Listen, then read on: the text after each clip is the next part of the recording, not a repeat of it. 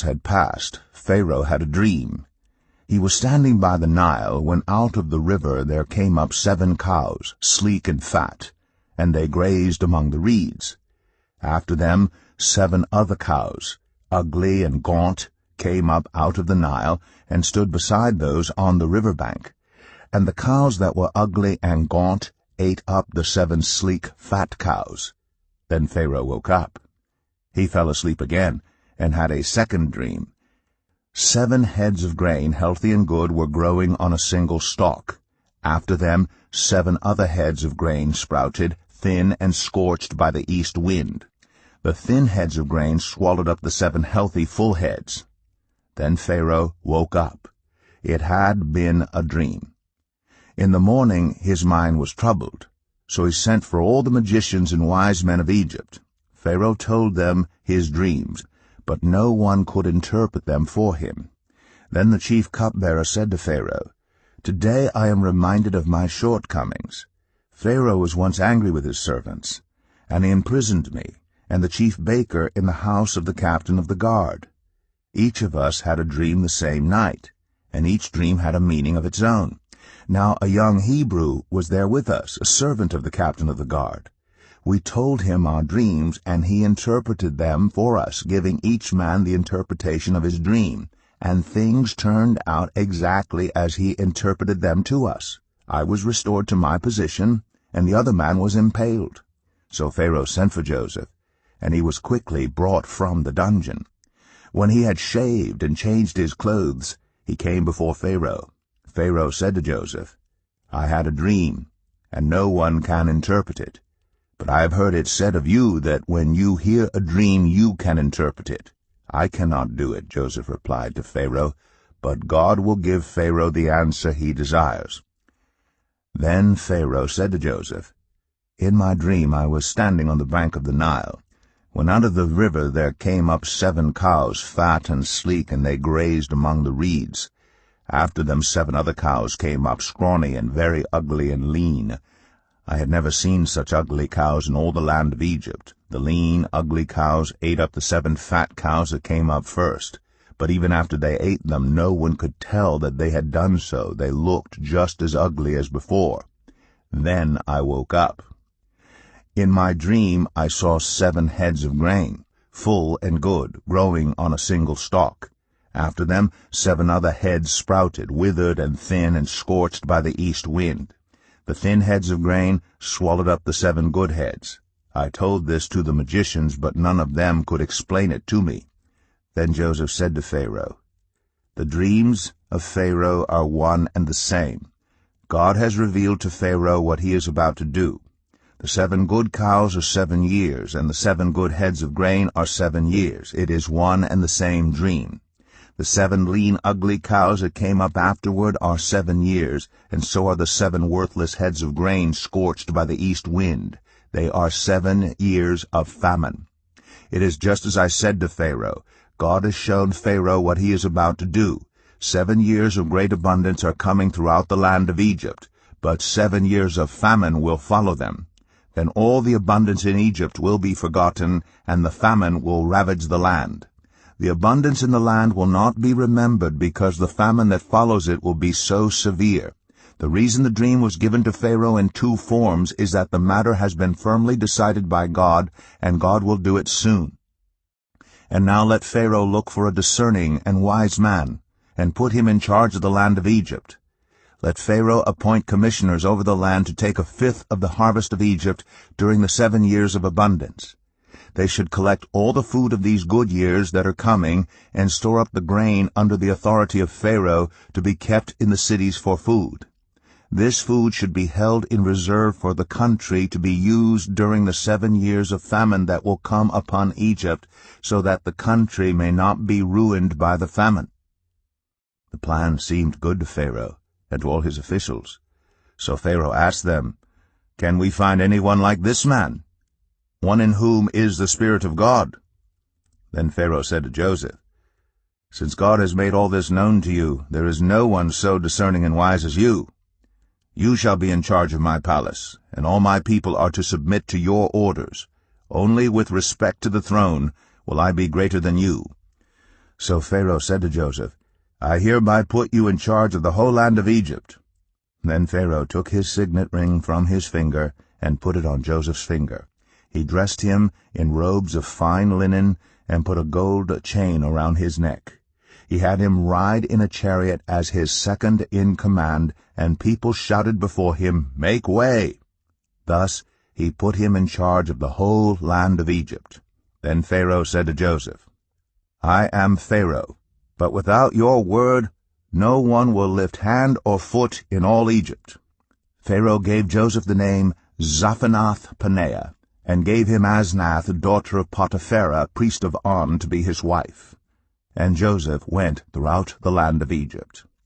Joseph was 30 years old when he entered the service of Pharaoh, king of Egypt. And Joseph went out from Pharaoh's presence and traveled throughout Egypt. During the 7 years of abundance the land produced plentifully. Joseph collected all the food produced in those 7 years of abundance in Egypt and stored it in the cities. In each city he put the food grown in the fields surrounding it. Joseph stored up huge quantities of grain, like the sand of the sea. It was so much that he stopped keeping records because it was beyond measure. Before the years of famine came, 2 sons were born to Joseph by Asnath, daughter of Potipherah, priest of On. Joseph named his firstborn Manasseh and said, It is because God has made me forget all my trouble and all my father's household. The second son he named Ephraim, and said, It is because God has made me fruitful in the land of my suffering. The 7 years of abundance in Egypt came to an end, and the 7 years of famine began, just as Joseph had said. There was famine in all the other lands, but in the whole land of Egypt there was food. When all Egypt began to feel the famine, the people cried to Pharaoh for food. Then Pharaoh told all the Egyptians, Go to Joseph and do what he tells you.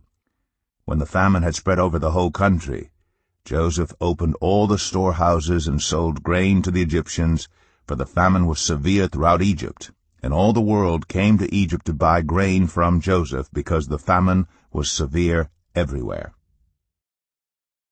Genesis 42. When Jacob learned that there was grain in Egypt, he said to his sons, Why do you just keep looking at each other? He continued, I have heard that there is grain in Egypt. Go down there and buy some for us so that we may live and not die. Then 10 of Joseph's brothers went down to buy grain from Egypt. But Jacob did not send Benjamin, Joseph's brother, with the others because he was afraid that harm might come to him. So Israel's sons were among those who went to buy grain, for there was famine in the land of Canaan also. Now Joseph was the governor of the land, the person who sold grain to all its people. So when Joseph's brothers arrived, they bowed down to him with their faces to the ground. As soon as Joseph saw his brothers, he recognized them. But he pretended to be a stranger and spoke harshly to them. Where do you come from? He asked. From the land of Canaan, they replied, to buy food. Although Joseph recognized his brothers, they did not recognize him. Then he remembered his dreams about them and said to them, You are spies. You have come to see where our land is unprotected. No, my lord, they answered, your servants have come to buy food. We are all the sons of one man. Your servants are honest men, not spies. No, he said to them, you have come to see where our land is unprotected. But they replied, Your servants were 12 brothers, the sons of one man, who lives in the land of Canaan. The youngest is now with our father, and one is no more. Joseph said to them, It is just as I told you, you are spies, and this is how you will be tested. As surely as Pharaoh lives, you will not leave this place unless your youngest brother comes here. Send one of your number to get your brother. The rest of you will be kept in prison, so that your words may be tested to see if you are telling the truth. If you are not, then, as surely as Pharaoh lives, you are spies. And he put them all in custody for 3 days. On the 3rd day Joseph said to them, Do this and you will live, for I fear God. If you are honest men, let one of your brothers stay here in prison, while the rest of you go and take grain back to your starving households. But you must bring your youngest brother to me, so that your words may be verified and that you may not die. This they proceeded to do. They said to one another, Surely we are being punished because of our brother. We saw how distressed he was when he pleaded with us for his life, But we would not listen. That's why this distress has come on us." Reuben replied, "Didn't I tell you not to sin against the boy? But you wouldn't listen. Now we must give an accounting for his blood." They did not realize that Joseph could understand them, since he was using an interpreter. He turned away from them and began to weep, but then came back and spoke to them again. He had Simeon taken from them and bound before their eyes. Joseph gave orders to fill their bags with grain, to put each man's silver back in his sack, and to give them provisions for their journey. After this was done for them, they loaded their grain on their donkeys and left. At the place where they stopped for the night, one of them opened his sack to get feed for his donkey, and he saw his silver in the mouth of his sack. "My silver has been returned," he said to his brothers. "Here it is in my sack." Their hearts sank, and they turned to each other trembling and said, "What is this that God has done to us?" When they came to their father Jacob in the land of Canaan, they told him all that had happened to them. They said, "The man who is lord over the land spoke harshly to us and treated us as though we were spying on the land.